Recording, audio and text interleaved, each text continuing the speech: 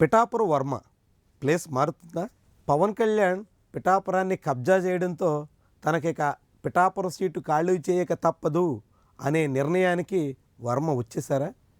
వాస్తవానికి వర్మకి వచ్చే ఎన్నికల్లో కూడా కూటమిగా జనసేన తెలుగుదేశం పార్టీలు కలిసి సాగితే కేవలం ఉన్నవి రెండు మార్గాలు. ఒకటి పోటీ నుంచి తప్పుకోవడం, లేదంటే వైఎస్ఆర్సీపీలో చేరి ఆ పార్టీ నుంచి ఏదో ఒక స్థానాన్ని ఆశించడం.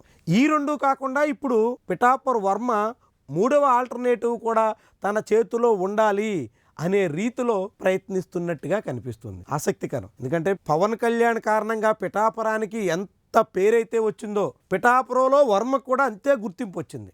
రాష్ట్రం అంతా ఎస్విఎస్ఎన్ వర్మ అంటే తెలియకపోవచ్చు, కానీ పిఠాపురం వర్మ అంటే మాత్రం ఓహో ఆయన అనేటంత పరిస్థితికి వచ్చేసింది. పవన్ కళ్యాణ్తో పాటుగా వర్మ పాపులారిటీ కూడా పిఠాపురంలో బాగా పెరగడానికి ఇటీవలి రాజకీయాలు కారణమయ్యాయి. అలాంటి వర్మ ఇప్పుడు పిఠాపురం కాకుండా ఒకవేళ అవసరమైనటువంటి పక్షంలో కాకినాడ స్థానం కూడా పరిశీలించడానికి తగ్గట్టుగా సన్నాహాలు చేసుకుంటున్నట్టు కనిపిస్తుంది. కాకినాడ అర్బన్ నియోజకవర్గంలో ప్రస్తుతం తెలుగుదేశం పార్టీ తరపున వనమాడి కొండబాబు ప్రాతినిధ్యం వహిస్తున్నారు.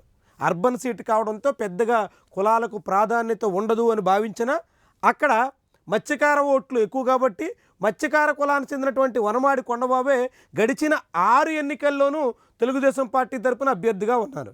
1999లో గెలిచారు, 2004లో ఓటమి పాలయ్యారు, 2009లో ఓటమి పాలయ్యారు, 2014లో గెలిచారు, 2019లో ఓటమి పాలయ్యారు, 2024లో గెలిచారు. గడిచిన 30 ఏళ్లగా తెలుగుదేశం పార్టీకి కాకినాడ క్యాండిడేట్గా ఉన్నారు. కాకినాడ పార్టీ నేతల్లో శ్రేణుల్లో అన్నింటా వ్యతిరేకత కనిపిస్తుంది.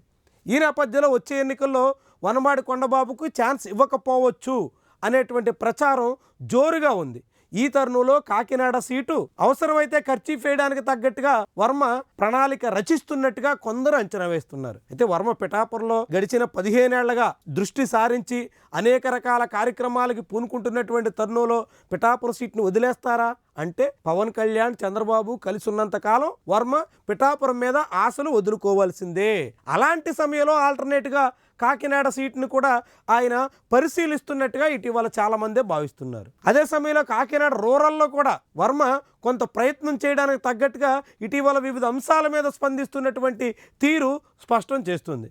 అటు కాకినాడ అర్బన్ కానీ రూరల్ కానీ 2 స్థానాల్లో ఏదో ఒక చోట తనకి అవకాశం ఇచ్చినా పోటీ చేసేందుకు తగ్గట్టుగా తాను సిద్ధం కావాలి అనేటువంటి దృష్టితో వర్మ ఉన్నట్టుగా చాలామందే భావిస్తున్నారు. ఎందుకంటే కాకినాడ రూరల్ నియోజకవర్గంలో జనసేన తరపున ప్రస్తుతం పంతం నానాజీ ఎమ్మెల్యేగా ఉన్నారు. ఆయన మీద అన్ని సెక్షన్స్లో కూడా తీవ్రమైనటువంటి వ్యతిరేకత కనిపిస్తుంది. చాలా స్వల్ప కాలంలోనే ఆయన కుటుంబ సభ్యుల వ్యవహారాలతో అక్కడ పంతం నానాజీ మీద తీవ్రమైనటువంటి వ్యతిరేకత వచ్చింది. ఈ తరుణంలో అక్కడ జనసేన నుంచి నానాజీని ఖాళీ చేయాల్సినటువంటి పరిస్థితి వస్తే ఆల్టర్నేట్గా తాను ప్రత్యామ్నాయంగా కనిపించాలి అనేటువంటి ఆలోచన కూడా వర్మకు వచ్చినట్టుగా కనిపిస్తుంది. అదే సమయంలో కాకినాడ రూరల్ నియోజకవర్గంలో తెలుగుదేశం పార్టీకి తగినంత బలమైన నాయకత్వం లేదు. ఇప్పుడున్నటువంటి పిల్లి అనంతలక్ష్మి దాదాపుగా వయసు పైబడుతుండడంతో ఆమె వచ్చే ఎన్నికల నాటికి బరిలో ఉండే అవకాశం చాలా తక్కువ. ఇలాంటి తరుణంలో అటు అర్బన్ కానీ ఇటు రూరల్ కానీ కూడా ఏదైనా తనకి శ్రేయస్కరమే అనేటువంటి అంచనాకు పిఠాపురం వర్మ వచ్చినట్టుగా కనిపిస్తుంది. ఇదంతా పవన్ కళ్యాణ్ ఎఫెక్ట్ కారణంగానే ఇప్పుడు వర్మ ప్రత్యామ్నాయాల వైపు చూసుకోవాల్సి వస్తుంది అనేటువంటి అభిప్రాయం బలపడుతుంది. మరి ఈ తరుణంలో వర్మ నిజంగానే కాకినాడలో కాలెట్టడానికి తగ్గట్టుగా స్కెచ్ చేస్తారా, లేకుంటే పిఠాపురాన్ని వదలకుండా ఏదైనా ప్రయత్నం చేస్తారా? ఏం చేసినప్పుడు కూడా పిఠాపురం రాజకీయాల్లో ఇదొక ముఖ్యమైనటువంటి ఆసక్తికరమైనటువంటి పరిణామంగా మారేందుకు అవకాశం ఉంటుంది అని మాత్రం చెప్పొచ్చు.